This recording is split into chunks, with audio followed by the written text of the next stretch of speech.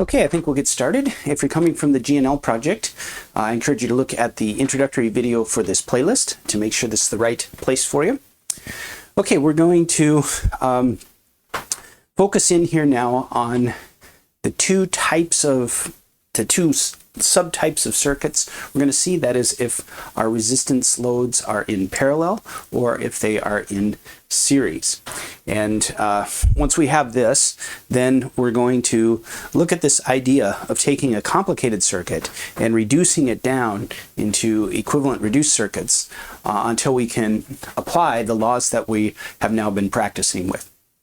Okay, so the two basic cases here are if our resistance is in series, and we've already seen that the resistance is added if our resistors go in series. Now, when we look at parallel, it's more natural to think about conductance. So if we have conductance along one branch and conductance along another branch, what's now natural to think about is that if I have this pathway and I have two pathways, that opens up more ability for flow than if I had only a single pathway. So the conductance adds directly, just like the resistance added up here in series. So in series, resistance adds. In parallel, conductance adds. But we, in general, are going to be wanting to talk only about resistances. So what this means is that since the conductance is 1 over the resistance, we have this reciprocal addition property for resistors. So we're taking the natural step of thinking about the conductance and then casting it in terms of resistance, so that we're always talking only about resistance. Okay, let's look at this idea of the equivalent circuit. We've already seen this in the last lecture, but let's take an example here of this circuit. A little complicated. There's 4 resistors, some are in series, some are in parallel, and so on. So what we do is we take and condense pieces that we can and work our way until we finally get to a single battery and a resistor.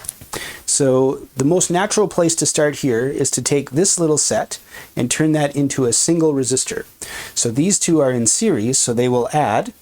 So we would now write this circuit as R1, R2, and then R34. And R34 is going to be R3 plus R4.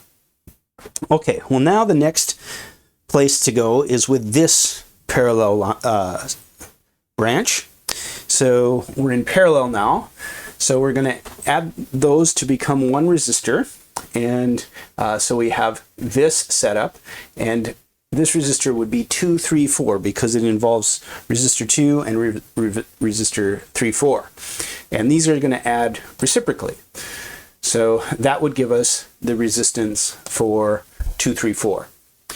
And then finally, we can take this all the way down to a single battery and a single resistor, R1, 2, 3, 4, and we do that by adding in series. Okay, so now let's do an example, and we'll see now the flow of how things work, and this is how you're going to want to work. And if you do this systematically, if you learn how to do this very carefully, step by step, then you'll always be certain that you get it right, because there's lots of cross checks and things you can do. But if you try to shortcut it, then it becomes almost impossible with harder circuits. So very important to take the time to really learn how to do this procedure. So to give an overview of what's going to happen, we're going to develop our reduced circuits this way. We're going to learn what we can about that, and then we're going to work our way backwards to the end to get to the final answer. And the final answer, what that means is we should be able to address how much voltage is, what are all the resistors in this, what are all the resistances, what are all the voltage losses across those resistors, and what are all the currents flowing through those resistors. So that's what answers it. And then we can also address what the power is. Okay, well, let's take this same setup, but let's add some actual numbers here. So that's in blue. And what we're going to do is what you want to do is develop a table here, and then you're going to fill these in as you go. So here we're given all the resistors, so that's filled in automatically. These are the resistors, and our idea is to get the rest of this chart. So let's see if we can ultimately do that. I guess we also have the total battery is 10. Okay, well, so let's work our way down. Let's worry about the blue numbers first. The red numbers are on our way back. So it's color-coded that way. So don't pay attention to the red numbers yet. Let's go down through the blue numbers. Okay, so as we go from here to here, we are going to collapse this.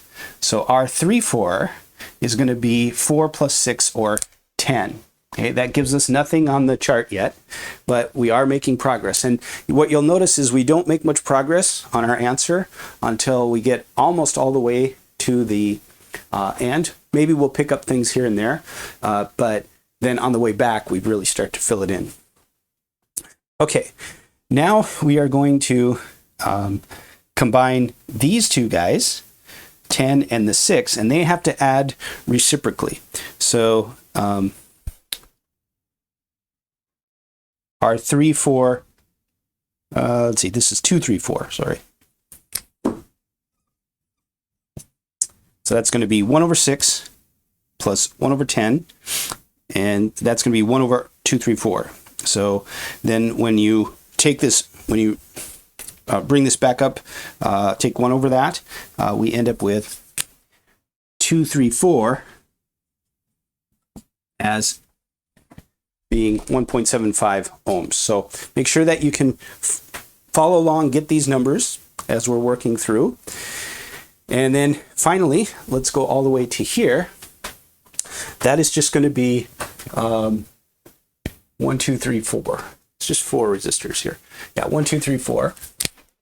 And that's going to be just a simple addition of 3 and 3.75. So that's going to be 6.75. So we have now gotten the circuit reduced all the way down. And this should be ohms. So we have now the ability to use Ohm's law and work our way backwards. So we'll use Ohm's law here. We'll say current. And this is going to be the total current. This is going to be the current that's coming out of the battery. Right out of the battery here.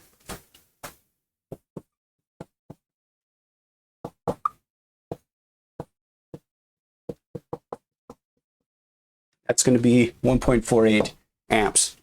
Okay, so we can write that in here.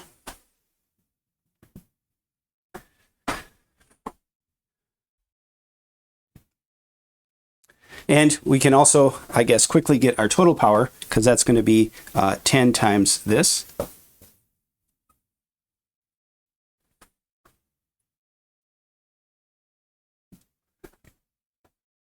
Okay, so now let's work our way backwards. So we know that the amperage coming out of this now is going, taking our step backwards, that's going through both of these, right? So we know the amperage going through this, and this happens to be R1. So I1 is 1.48. And now we use Ohm's law locally on each of these. So we know the current going through both of these, and we know the individual resistances.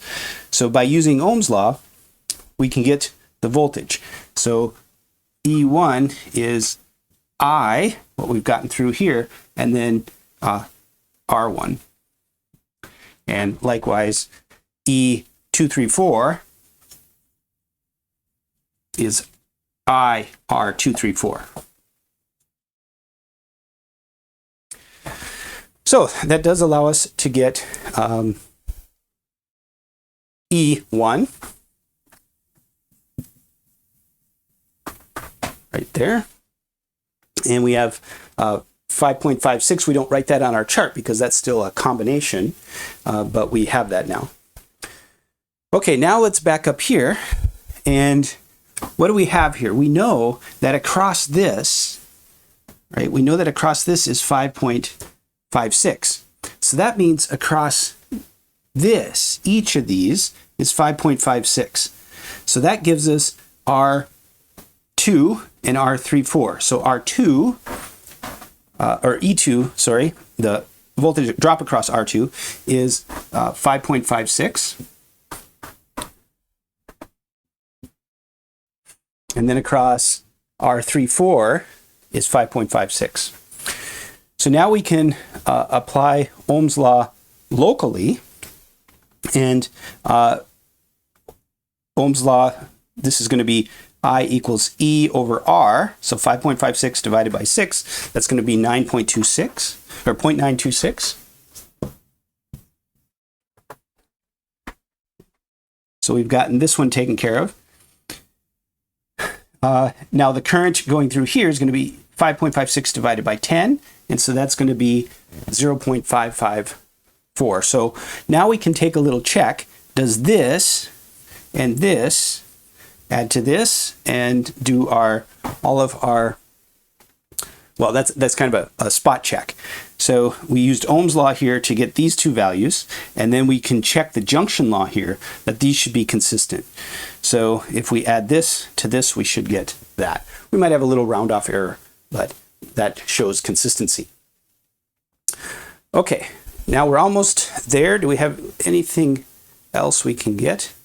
Nope, but we can now get finally these guys, because we know the current and then we know each of these voltages or resistors, so we can get the voltage drop across each of these.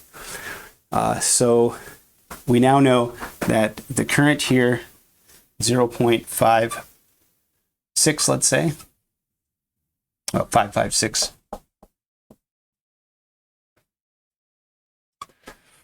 And then the voltage here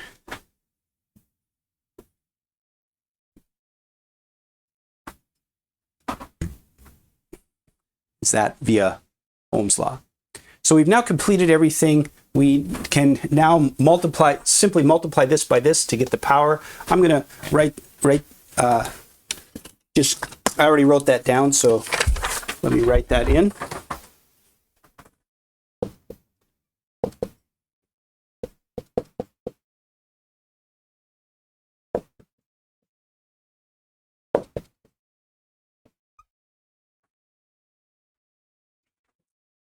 Now what we want to do is do some sort of internal checks.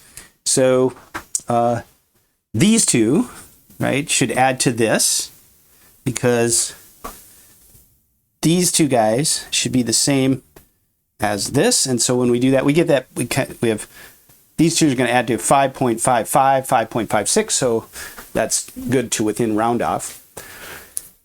Then these two plus this, or this plus this, has to equal 10, and we see that that happens there. We've already checked the Kirchhoff's junction law, so that works. And then the last thing we can check is total power. So if we add all of these up, we need to get this. And so you can check that, add these up, and we should get 14.8 watts. That's the thing about power, is that that's a little cleaner. Whatever is lost across any resistor, that all has to add up to the total. So checking the power at the end is a really good secondary check that everything has worked. And it's really, really hard to get anything wrong and to get the circuit wrong and still have things work out. So as soon as you do the cross check, if things work, then you know you've done it right. So that's the nice thing about these types of problems, these circuit-based problems, is that at the end you either have it right or wrong, and you know if you have it right or wrong. So the big work here is practicing with these algorithms. And it might be that you were able to follow me along, but doing it by hand on your own is the next step that you want to get to. So practice, practice, practice. We're going to get a lot of practice in class here and with the homework sets. And if you're at home through the G&L project, try to practice as much as you can. Use the textbook, but also maybe find some supplemental worksheets on Google somewhere.